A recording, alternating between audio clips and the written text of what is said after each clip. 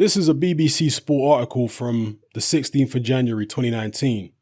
And as you can see, it says here that the WBC told the promoters of Deontay Wilder and Tyson Fury to agree terms for a rematch by February 5th. If there is no agreement, the WBC will then order a purse bid, which will be 60-40 in Deontay Wilder's favour. Now, February 5th is tomorrow, people. So these guys better get a move on and agree to terms, or they run the risk of having this fight end up in the hands of a rival television network or a rival promoter. And I'm sure BT Sport, Showtime, Frank Warren, and Al Heyman do not want that.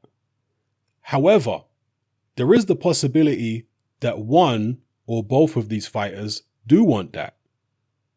Yeah, because if, let's say, Dazn bids for the fight and they bid something outrageous,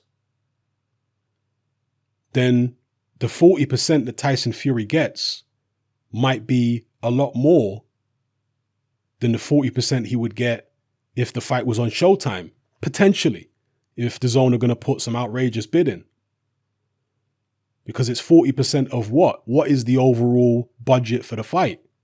If Dazn's budget is double what Showtime's budget is going to be for the fight, then the 40% Tyson Fury will be on will be way more than Showtime would have paid him. And that does make me wonder, is Tyson Fury the one who is holding up these negotiations? Is he hoping that it goes to a purse bid? I've got no idea. I'm speculating here. The only reason I say this is because I think Tyson Fury is a lot smarter than Deontay Wilder is. A lot smarter. I think he's a much better businessman and he understands the game a lot better than Wilder does. I know Tyson Fury can be impulsive and all this kind of business and make rash decisions at times and say things that he later regrets. But from a business perspective, I think Tyson Fury is way, way more clever than Deontay Wilder. And he is sure to understand that if it goes to purse bids, he could potentially increase his earnings by a substantial amount.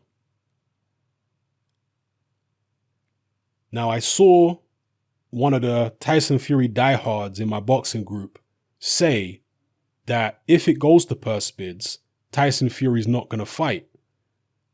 He said that he heard this from Ben Davison. Again, this is a secondhand source. I haven't heard this from Ben Davison directly. This is what one of the Tyson Fury diehards is saying in my boxing group, that Ben Davison said Tyson Fury will never accept 60-40. He wants 50-50 from Deontay Wilder.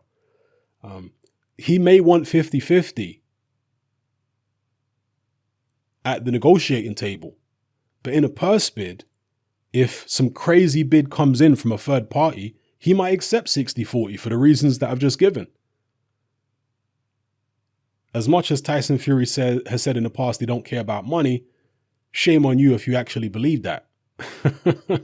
Right? So we'll see what happens here, people. I'm expecting them to come to an agreement though, because Frank Warren is going to be livid with Tyson Fury if this fight ends up on DAZN and God forbid Sky and Eddie Hearn has any kind of involvement in it. Frank Warren would be beyond angry, right? He's going to turn purple, never mind red, in his next IFL or Boxing Social interview if Sky and DAZN snap up this fight.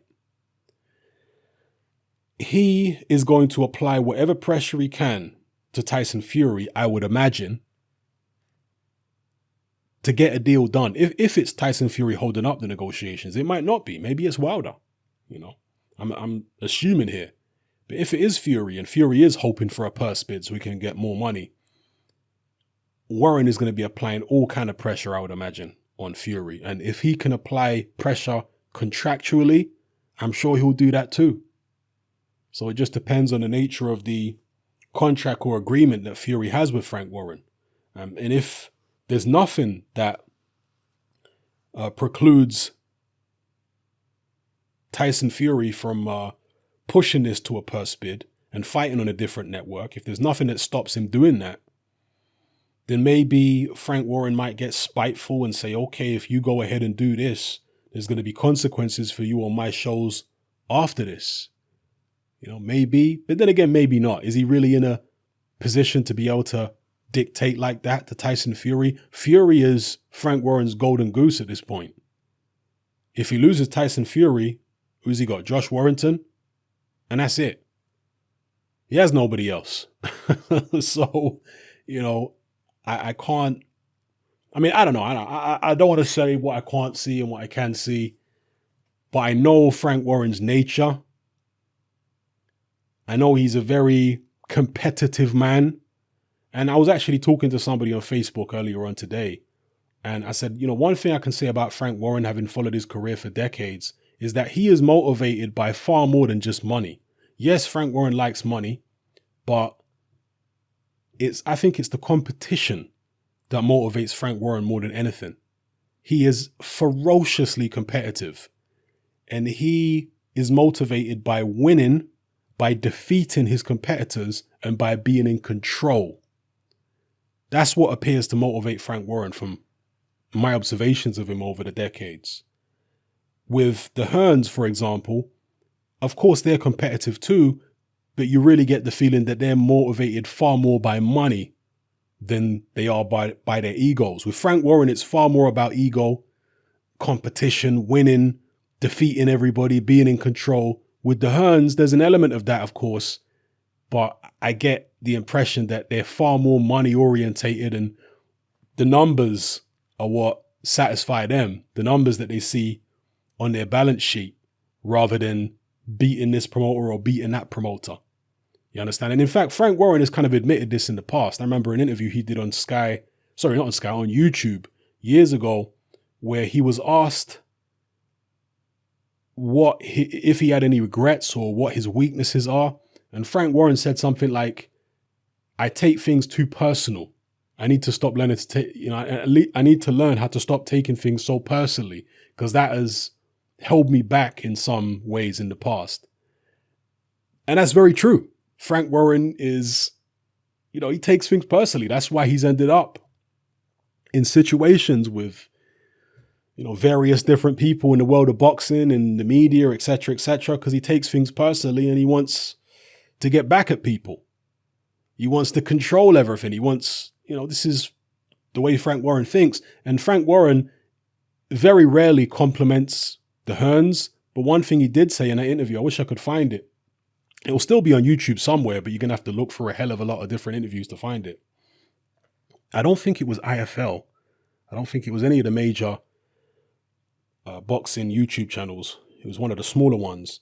And yeah, he said, he basically begrudgingly gave the Hearns a compliment. He called them accountants. This is something he uses as a pejorative term. He's, they're just accountants. They're not real boxing people.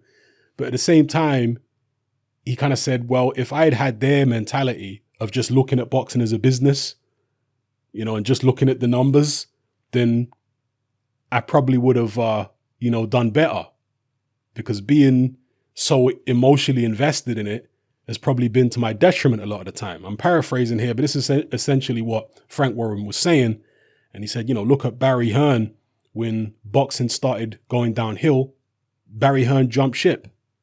Because for Barry Hearn, it's just about money. He doesn't really care about the sport.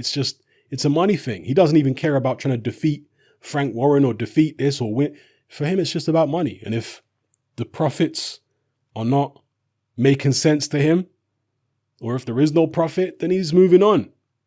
And that does seem to be the attitude of the Hearns. I know Eddie Hearn is a boxing guy. He was raised in boxing. In fact, Eddie Hearn's more of a boxing guy than his dad was.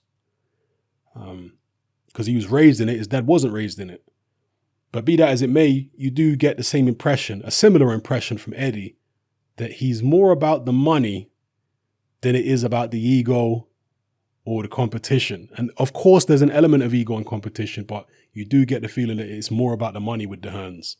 Whereas with Warren, it's like, I need to win. I need to defeat my rivals. This is what has kept Frank Warren going all these years, is this ferocious competitive spirit that he's got. It was that same ferocious competitive spirit that got him up out of his hospital bed after being shot and got him back into, the office working again against the doctor's advice.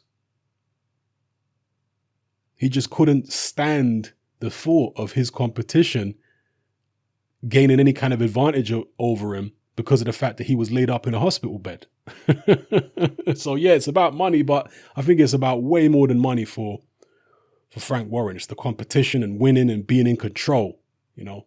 So for BT Sport and Frank Warren to lose out on showing Wilder Fury, I think Warren would be livid.